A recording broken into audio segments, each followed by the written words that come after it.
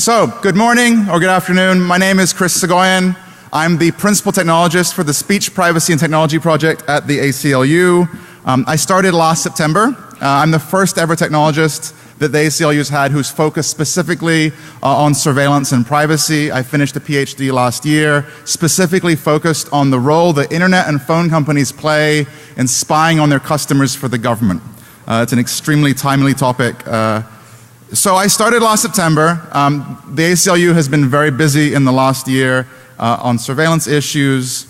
Shortly after the Snowden revelations, we were the first organizations to file suit against the National Security Agency, although we were, thank you very much.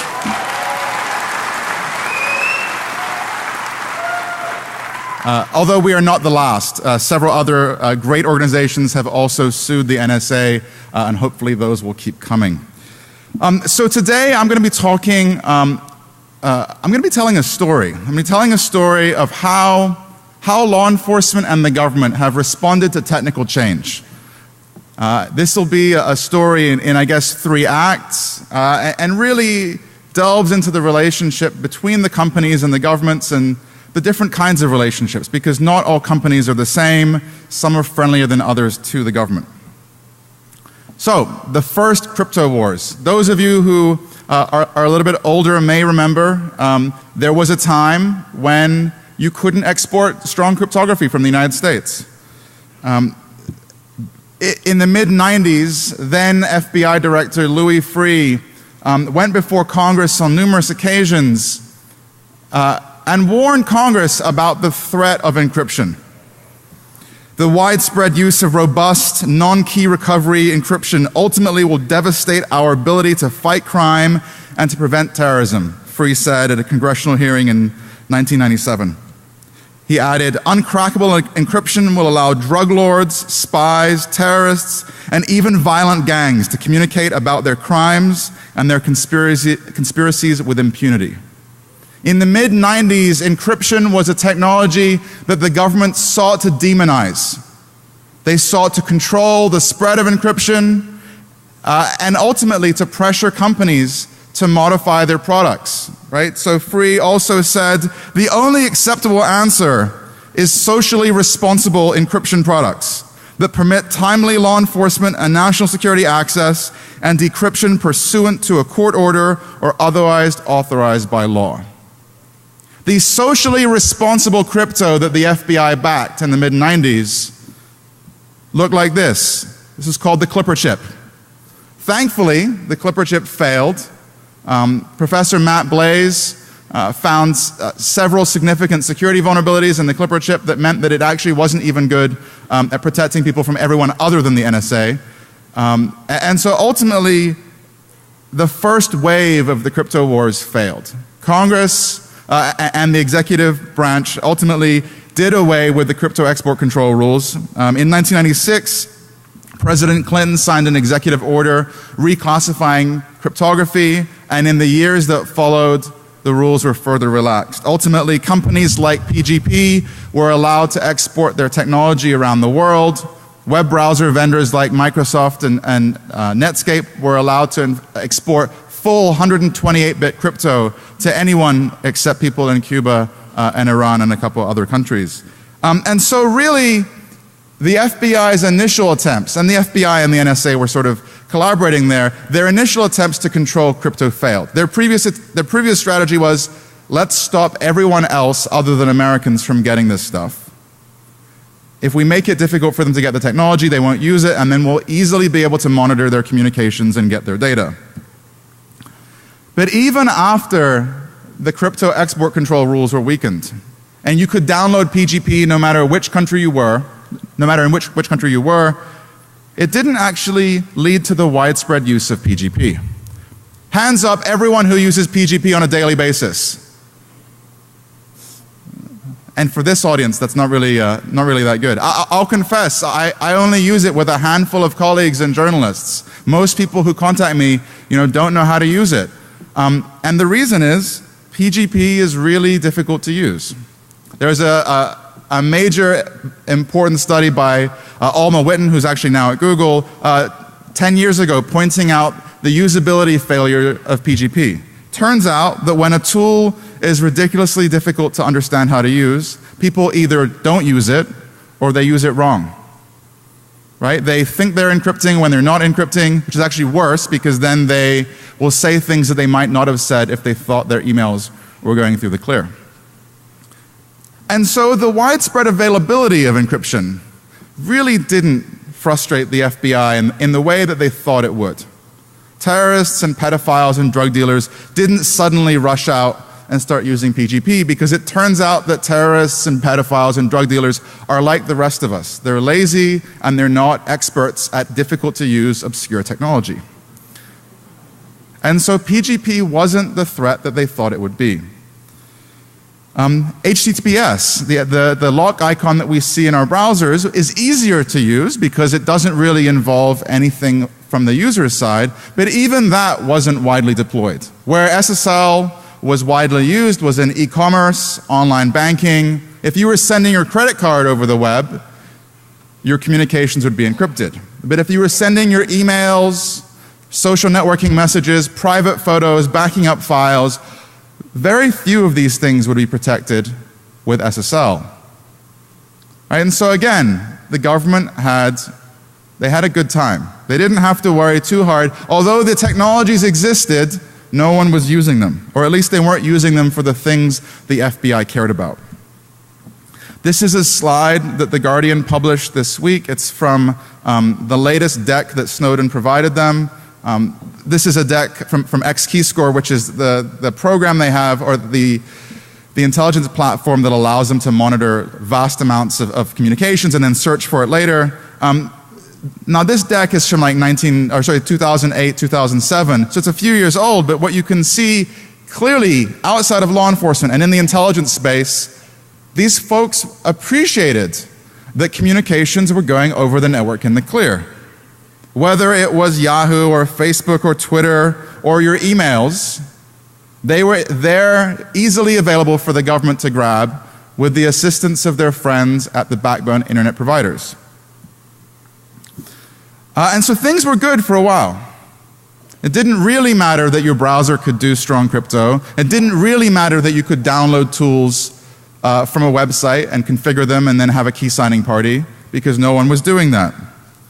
But that didn't stop the FBI from worrying, because down the road they saw that things were going to get bad. And it wasn't going to be because people could download tools, but it was going to be because companies were going to start building crypto into their products by default. This is Valerie Caproni. She was, until I think a year ago, the general counsel for the FBI, the top FBI lawyer. She's testified before Congress on numerous occasions, and in 2011, at a congressional hearing, she warned Congress about what the FBI was calling the going dark problem. Going dark is the FBI's term for what happens when everyone uses encrypted communications.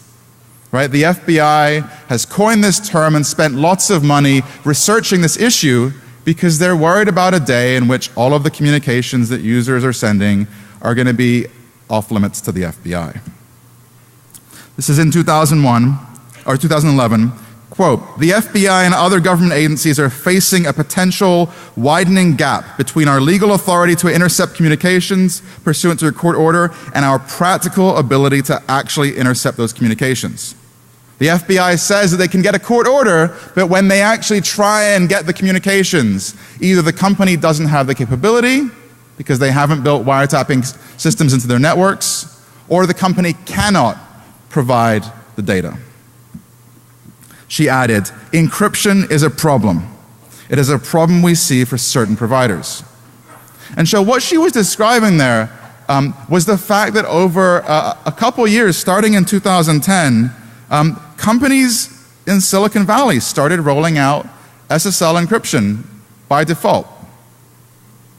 In a Washington Post story just last year, a former FBI official described this to the Post. "Officials say that the challenge was exacerbated in 2010 when Google began end-to-end encryption. That made it more difficult for the FBI to intercept email by serving a court order on the ISP whose pipes would carry the encrypted traffic." Right? In 2010, Google was the first first of the big free webmail providers to turn on SSL by default. Google had always offered SSL as an option, but it was an option deep in several layers of configuration screens. I think it was the last of 13 options after the vacation auto away message, after Unicode. There was nothing less important in the Google configuration screen than SSL. And so of course no one used it. When the option was hidden and disabled by default, no one's emails were secure between the user and Google. But in January of 2010, Google flipped the switch and enabled SSL by default. And in the years that followed, several other Silicon Valley companies did the same. It was Twitter, then Microsoft with they renamed Hotmail to Outlook, and they turned on SSL at the same time. Facebook started doing it last year, started rolling it out, and I think just this week announced that all Facebook communications will be SSL encrypted from the user to Facebook servers.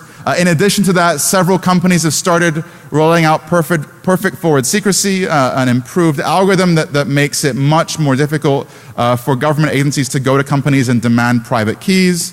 They're upping their key sizes. These Silicon Valley companies are making passive interception much more difficult.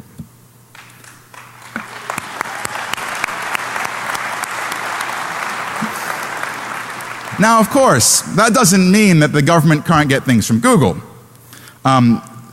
Your communications between your computer and Google's servers are encrypted, but once the files actually arrive at Google, whether it's your emails or your private photographs or your instant messages, they're sitting there in plain text.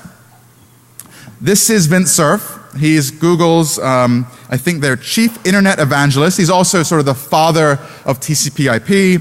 I was on a panel with him in 2011 in Nairobi, and we started talking about Google's lack of stored encryption. And he said, quote, "We couldn't run our system if everything in it were encrypted, because then we wouldn't know which ads to show you.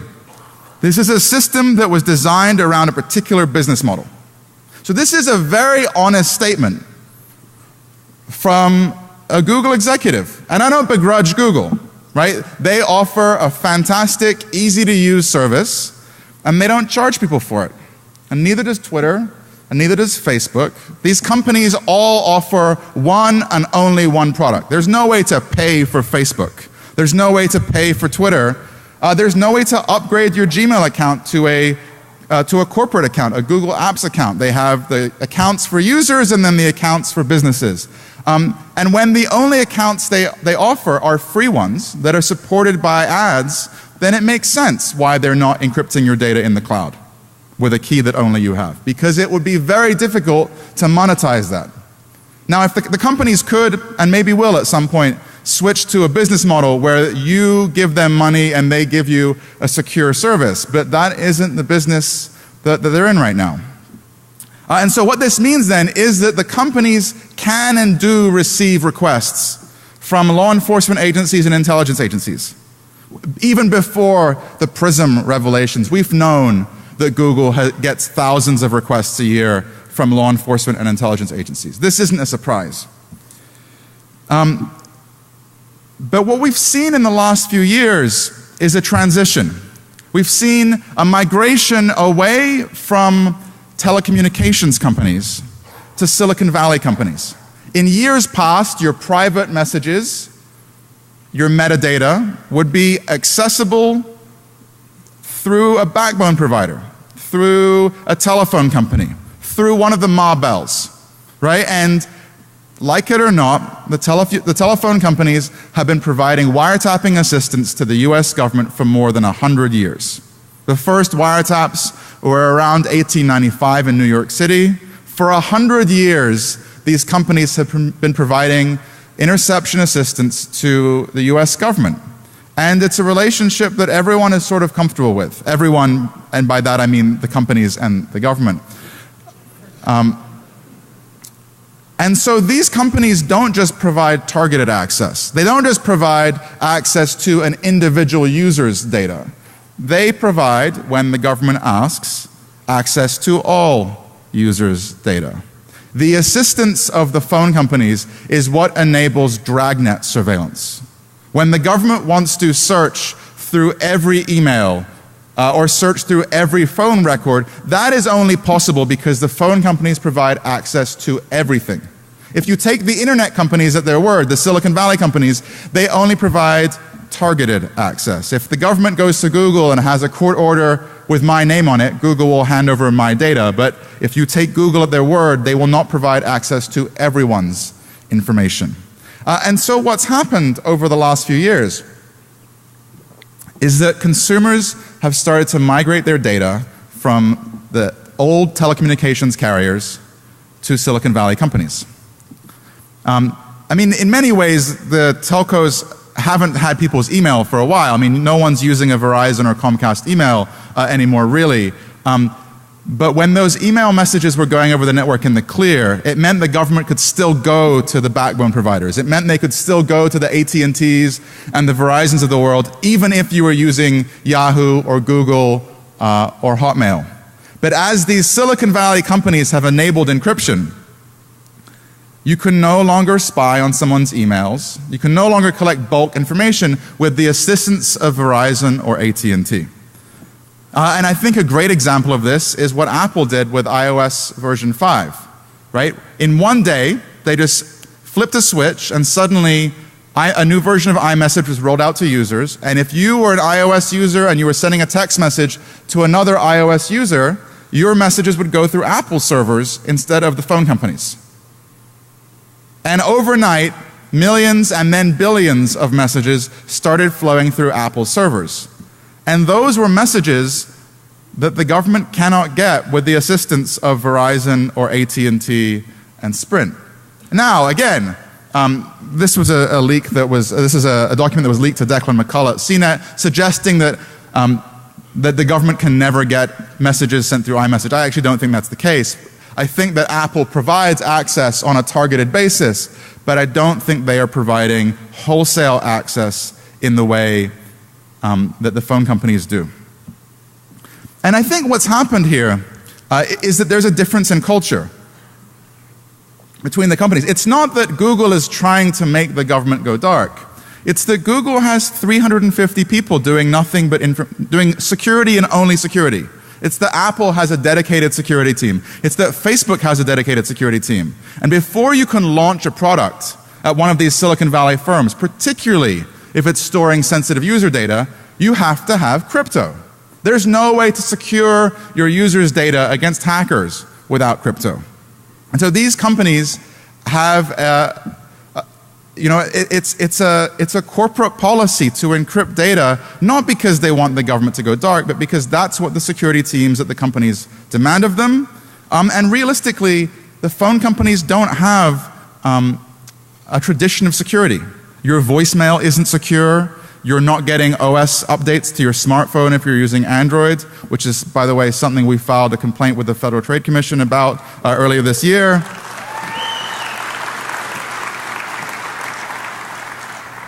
The phone companies just aren't interested in security. And so what's happening is consumers are giving their data to companies that finally invest some resources in security, and that's making it tougher for the government. So what is the solution? How does the government respond to a world in which they can only get selective data from companies, and in some cases they cannot get data at all if the companies are using end-to-end crypto? The answer is backdoors. The answer is compelled access, forcing companies to modify their products and provide the government with a way of getting data. Starting in sort of 2010, we started seeing leaks to the press suggesting that the FBI and others in the law enforcement community were floating these ideas. They were floating legislative proposals, expanding CALEA, which is a law mandating backdoors in communications networks, and expanding that to internet companies, to websites and apps and other providers. We saw sort of these trial balloons floated in 2010, and then ultimately there was a congressional hearing in the spring of 2011 where our friend Valerie Caproni from the FBI testified, quote, "No one should be promising their customers that they will thumb their nose at a US court order. They can promise strong encryption, They just need to figure out how they can provide us plain text too. Right? And this is what the FBI wants. They want the power to go to a company secretly and force the company to quietly insert a backdoor in their own product. As recent as this year, as recent as April of this year, it looked like proposals were coming. It looked like there was a multi-agency working group in Washington, and they were getting ready to drop a bill that would empower the Department of Justice to fine Silicon Valley companies that refused to provide the assistance demanded of them. And then something happened.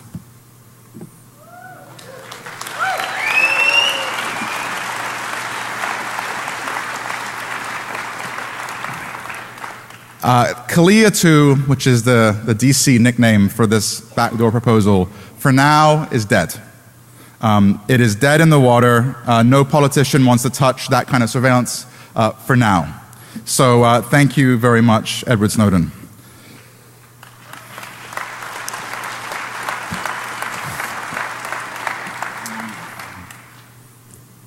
All right, so if they can't force Google to put a backdoor in Android OS, and if they can't force Apple to put a backdoor in their software, what are they going to do? How is the government going to get your communications? What about when they want to listen in to a conversation you're having in your living room, where you're not even using your device? Right? Are they supposed to break in the middle of the night and install a microphone like they did in the 1970s? No. Right? They want other ways to access data, particularly as consumers have started using services like Skype, and we'll talk about Skype later, but services like Skype that have some form of encryption, governments have been having problems. And remember, the government isn't one big beast. The FBI or NSA may have tools to access certain applications, but that doesn't mean they share those toys with local law enforcement agencies, right? NSA doesn't share their secret backdoors with the likes of local cops in Arizona or Nevada. Those folks have to do things the hard way. It's also important to note that not all governments are the same. So Google has an office, in fact its main office in California, and Microsoft's headquarters is in Seattle. Google and Microsoft have to take orders from the US government. When there's a valid court order, the companies have to provide access to the US government. But Google doesn't have an office in Iran. Microsoft doesn't have an office in Libya. And so if those governments want to get their citizens' communications, now that Google and Microsoft and others are starting to use SSL, those other governments are really going dark. In the countries where Google and Facebook and Microsoft don't have offices and don't respond to requests, those governments are having a really tough time because of the use of services like Skype, like Twitter, like Facebook. They used to be able to get access through their local, in many cases nationalized telephone company, and now they're going dark. And so those governments are turning to hacking tools too. What we're seeing is an emergence of the private sector helping companies, helping governments. The ones that have gotten the most press, the first is a company called Gamma. They make a software suite called FinFisher. FinFisher has gotten a lot of press in the last couple of years, starting with a dump of documents by WikiLeaks, and then the excellent work of the Citizen Lab in Canada have exposed the use of this software.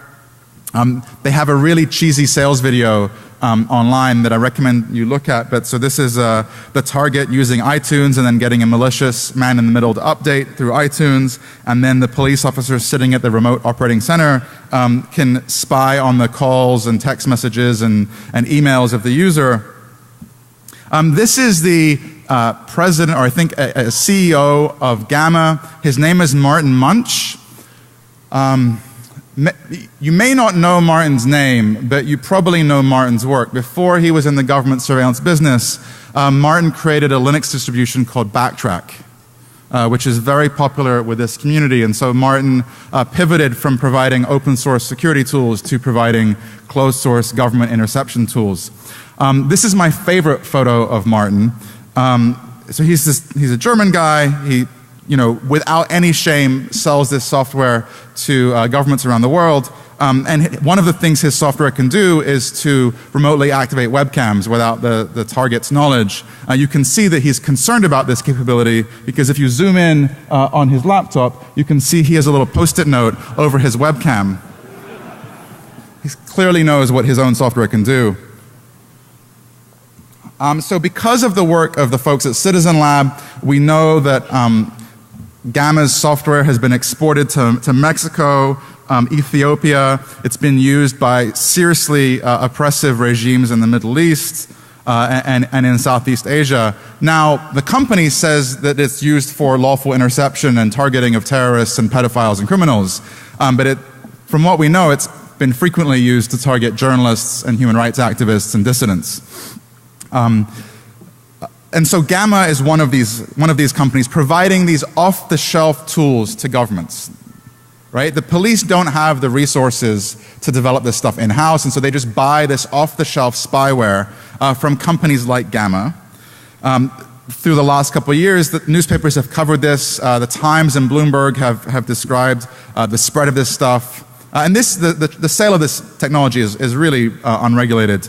Basically, any government except for the ones on international blacklists can buy it. The other big company is a company called Hacking Team. They're an Italian company. They make something called the Remote Control System, otherwise known as Da Vinci. They have a sales video too that appears to be targeted to 13-year-old boys. Their marketing stuff says, defeat encryption, total control over your targets, log everything you need, thousands of encrypted communications per day, get them in the clear. And this software really is sold to law enforcement agencies who are trying to deal with things like Skype. Right? If you're the government of Turkmenistan and there are journalists in your country who are using Skype to communicate, how do you get the contents of their calls when you need them? The phone company in town can't help you. You go to Gamma or Hacking Team and they provide you these tools. This is, again, from Hacking Team's literature. They say that they can get encrypted voice, location, audio and video spying, web browsing activities, relationships. They get anything that is on a computer without the knowledge of the target. Hacking Team in recent years has expanded into the US market, I believe. In the spring of this year, they hired this man. His name is Eric. He used to be a spokesperson for Verizon. And now he is the U.S. counsel for Hacking Team. They have an office in Annapolis, Maryland, just an hour outside of D.C. We don't know whether Hacking Team has successfully sold any products to the domestic U.S. law enforcement market, but they are showing up at conferences that are only open to law enforcement and intelligence agencies in Washington, D.C. They also went to a conference in Chicago this April, the Law Enforcement Intelligence Units Association. Not only did Hacking Team give a talk at this conference, this is a conference targeting local cops around the country. Not only did they give a talk at the conference, but they also sponsored the coffee break in the afternoon. And so if Hacking Team hasn't sold a product to a local law enforcement agency yet, it's not because they haven't been trying. Right? They've been showing up at these conferences for several years. They are actively targeting the law enforcement market. And I think if they haven't succeeded already, they will succeed soon and get a sale in a small town. Now, Hacking Team and Gamma's software is the kind of stuff that local cops and governments without too much money use. This is, a couple $100,000 or maybe $1 million. It's the kind of thing you buy with a DHS grant. This is not what you use if you are a sophisticated law enforcement agency with big bucks. And the feds have the big bucks. Federal law enforcement agencies in the United States have enough money to use bespoke, custom malware. They don't need to use the same stuff that the Egyptians and the Turkmenistan governments are using. They can use their own custom spyware, and they can buy 0 days if they need them. Again, our friend Valerie Caproni, there will always be very sophisticated criminals that are virtually impossible to intercept through targeted means. the government understands that it must develop individually tailored solutions for those sorts of targets. And when Valerie says individually tailored solutions, what she means is hacking. She didn't use the word hacking when she spoke to Congress, but what she means is hacking and malware. In 2009 or so, I think EFF filed one of their many Freedom of Information Act requests to look into the FBI's claims that they were going dark.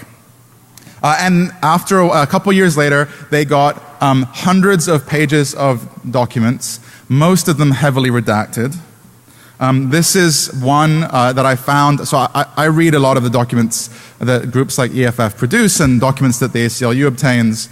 And this was one in several hundred pages that the EFF obtained.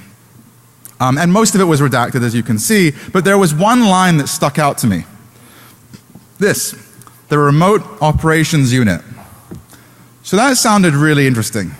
I didn't really know what the Remote Operations Unit was, but it was in a document about going dark. This was a document sort of describing each unit checking in and saying what their progress was. And so I thought, okay, let me see what else I can find about the Remote Operations Unit. And so I spent the last 6 months researching this unit, mainly using open source intelligence, basically just Googling and using LinkedIn. And what I found is that the FBI is in the hacking business too. So I found a conference, the materials for a law enforcement conference that happened in April of this year. This was a training seminar for prosecutors around the country, and in the list of attendees and speakers at this conference, I found the information for this guy, Eric Chung, who's the unit chief of the Remote Operations Unit. And so I searched a bit more, and I found the Zoom info page. This is like a data mining company that collects information from elsewhere on the web, and Eric Chung's Zoom info page mentioned that he was the unit chief of the Remote Operations Unit and said that the unit provides lawful computer collection capabilities in support of FBI investigations. Well, that sounded interesting. So then I turned to LinkedIn and I started researching the Remote Operations Unit. What I found is that there are a couple contracting companies, a couple contractors who supply people to the ROU. And contractors, like everyone else, you know, they want to keep their resume up to date in case they get a new job. And so they list things in their resume, maybe things they shouldn't be listing, revealing what they did at their old job. So I've not included the names of the line item or the low-level contractors, but I will be quoting from the LinkedIn pages of several of these contractors because I think what they describe is fascinating. So this is a deployment operations analyst at a company called James Bim & Associates. They're a small boutique contracting company in Northern Virginia. So this person performed testing on software used as a critical function for counterterrorism and counterintelligence cases. Okay, that sounds interesting. He worked with FBI case agents with our surveillance imagery software that is currently installed on criminal subject machines in the field. Oh, okay. That's even more interesting.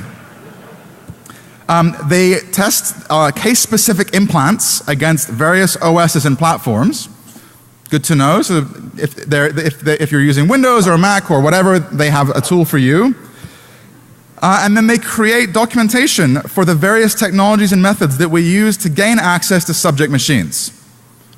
All right, so it's clear. It's clear from this profile what the Remote Operations Unit is doing. I also found another person.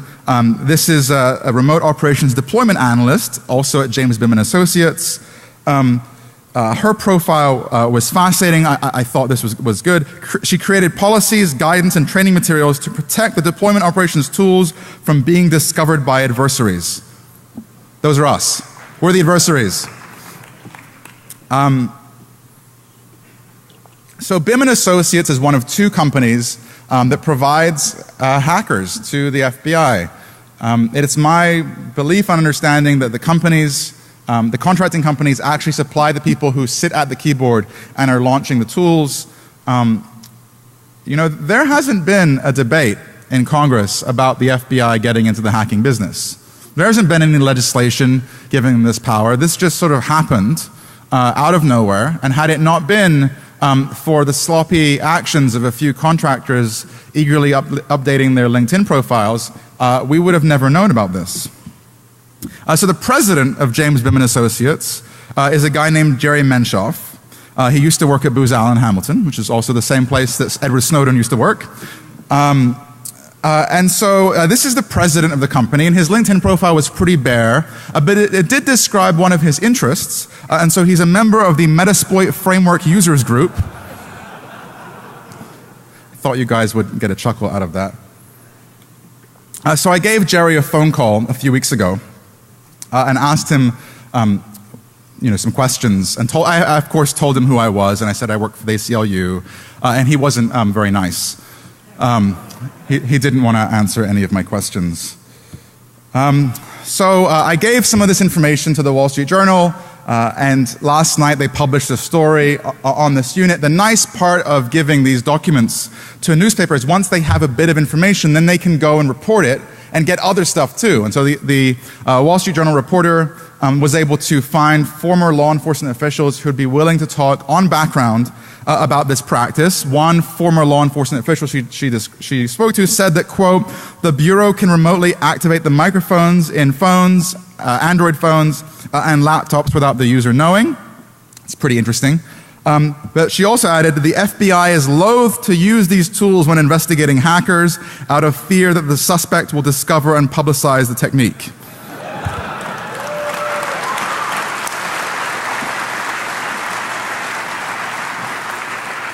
So I guess that means you're all safe from FBI malware. So, the FBI has this team of agents who are doing nothing but delivering malware to the computers as surveillance targets. We only have a couple cases where these tools have come to light. There was a case in Texas this summer where the FBI sought a search warrant allowing them to target a computer and remotely enable the webcam, collect location data, collect emails. In this case, they went to what you could probably say is the most pro-privacy judge in the country in Texas, and he said no. But sort of on a technicality, he said they should get a wiretap, and they only wanted to get a warrant. What's clear is that if you have this capability, if you build this team that does nothing but developing malware, the first time you attempt to use the team, you don't go to the most pro-privacy judge in the country. And so presumably they've had this team for a while, and they regularly use it to deploy malware. So on one hand, we have the FBI basically being in the hacking business. And then yesterday I noticed that the FBI's official Twitter account issued a warning saying pirated software may contain malware, be aware. And so I guess we only have to worry about the malware made by other people, not the FBI's malware. All right. So the government is using hacking tools. The government is trying to penetrate people's computers. They have tried and have up until now been unsuccessful in their attempts to obtain legislation allowing them to force tech companies to put backdoors in their products. What are they going to do in the future? Because hacking doesn't scale. You can break into one person's computer. You can break into 1,000 people's computers. But you cannot break into 1 billion computers without getting caught. You can do it temporarily, but you will get caught. And the government doesn't want their tools to get out. So what are they going to do in the future? What are they going to do when Silicon Valley companies actually start delivering end-to-end crypto? Not Google, not Facebook, but companies who actually sell services to users. Well, Microsoft, owned one of those companies. For some time, Skype was advertising itself as a service that didn't have backdoors. They were advertising itself as a service that couldn't provide access to law enforcement agencies. But we learned last month that the government was able to go to Skype before Microsoft bought them and convince them to modify their product and provide access to the government. Quote from the Guardian story, Skype was served with a directive to comply by the Attorney General. Now, we don't know what kind of directive this was. We don't know if they went to court, if Skype said no and they fought it, or if they did this because they could negotiate some better deal. We really know very little about the ins and outs of how companies can be compelled under existing law But even so, Skype stopped bragging about their security several years ago. And by the time Microsoft bought them, all their claims of being wiretap proof had disappeared. Skype was no longer a service, even if it ever was. It was no longer a service that advertised itself as the way to securely talk to your friends and family. Instead, Skype was a service that you use to talk to your friends and family for free. But Skype is not the only company offering VoIP services or video. There are now companies that are selling services to users. So one of them is a company called Silent Circle, co-founded by Phil Zimmerman, the guy behind PGP. And they charge 10 or 20 bucks a month for encrypted VoIP and text messages and video. Now, I'm not telling you to go out and use this company's services, but they've clearly said in their marketing materials, we have no government-mandated backdoors. I've spoken to the CEO of the company, and he said, if the government comes to us and tries to force us to put a backdoor in our product, we'll close up and move to a different country. This is a company, the only reason you use their product is for the security. You're not using Silent Circle because it's crystal clear audio or because it's cheap and easy to use. You're using them because they're secure.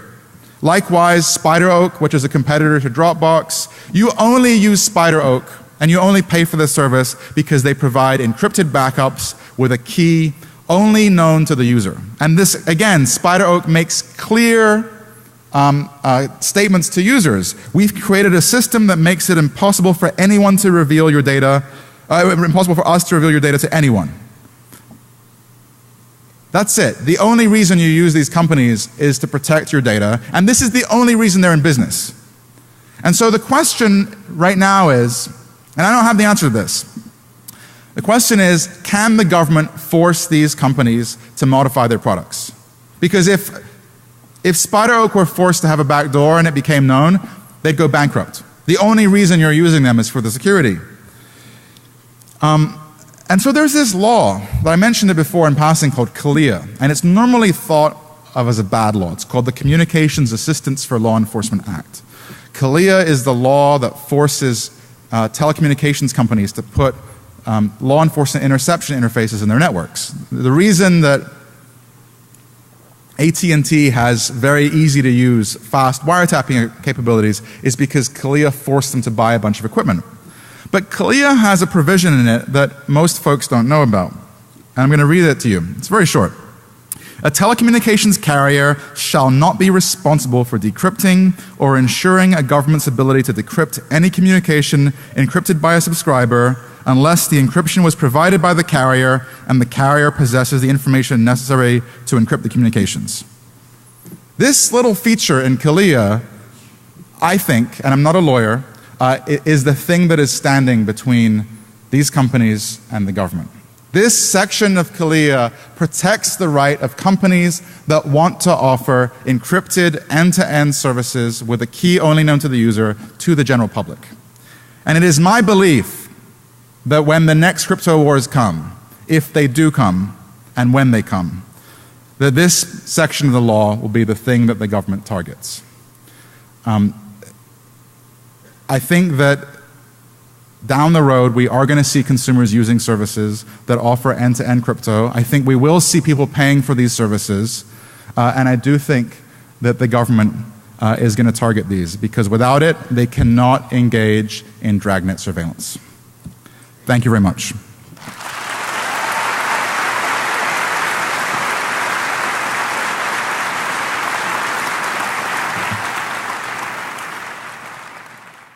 So, good morning or good afternoon. My name is Chris Soghoian.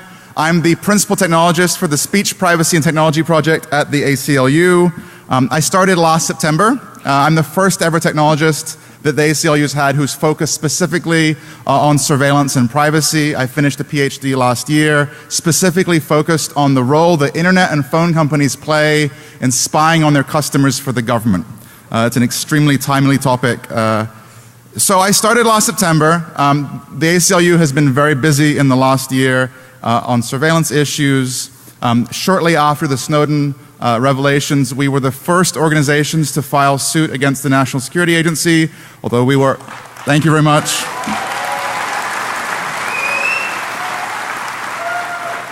Although we are not the last. Several other great organizations have also sued the NSA, and hopefully those will keep coming. So today I'm going to be talking, I'm going to be telling a story. I'm going to be telling a story. But even after the crypto export control rules were weakened, and you could download PGP no matter which country you were, no matter in which country you were, it didn't actually lead to the widespread use of PGP. Hands up everyone who uses PGP on a daily basis.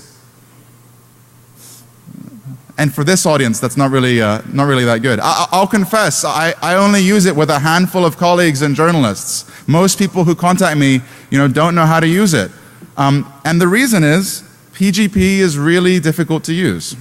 There's a major important study by Alma Witten, who's actually now at Google, 10 years ago, pointing out the usability failure of PGP.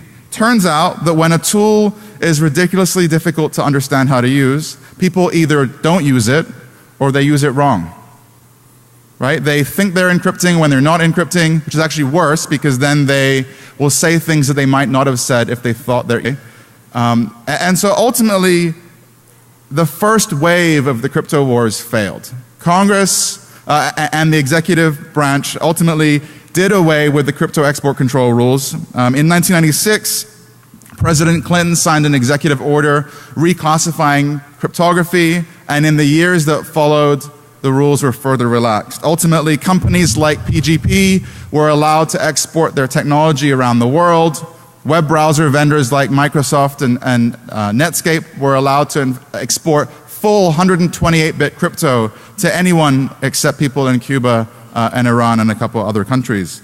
And so really, the FBI's initial attempts, and the FBI and the NSA were sort of collaborating there, their initial attempts to control crypto failed. Their previous strategy was, let's stop everyone else other than Americans from getting this stuff. If we make it difficult for them to get the technology, they won't use it, and then we'll easily be able to monitor their communications and get their data. And we'll allow drug lords, spies, terrorists, and even violent gangs to communicate about their crimes and their conspiracies with impunity. In the mid-90s, encryption was a technology that the government sought to demonize. They sought to control the spread of encryption and ultimately to pressure companies to modify their products, right? So Free also said, the only acceptable answer is socially responsible encryption products that permit timely law enforcement and national security access and decryption pursuant to a court order or otherwise authorized by law. The socially responsible crypto that the FBI backed in the mid-90s looked like this. This is called the Clipper chip. Thankfully, the Clipper chip failed. Professor Matt Blaze found several significant security vulnerabilities in the Clipper chip that meant that it actually wasn't even good at protecting people from everyone other than the NSA. Story of how law enforcement and the government have responded to technical change. This will be a story in I guess 3 acts, and really delves into the relationship between the companies and the governments and the different kinds of relationships, because not all companies are the same. Some are friendlier than others to the government. So, the first crypto wars. Those of you who are a little bit older may remember there was a time when you couldn't export strong cryptography from the United States. In the mid-90s, then FBI Director Louis Freeh went before Congress on numerous occasions and warned Congress about the threat of encryption. The widespread use of robust, non-key recovery encryption ultimately will devastate our ability to fight crime and to prevent terrorism, Freeh said at a congressional hearing in 1997. He added, uncrackable encryption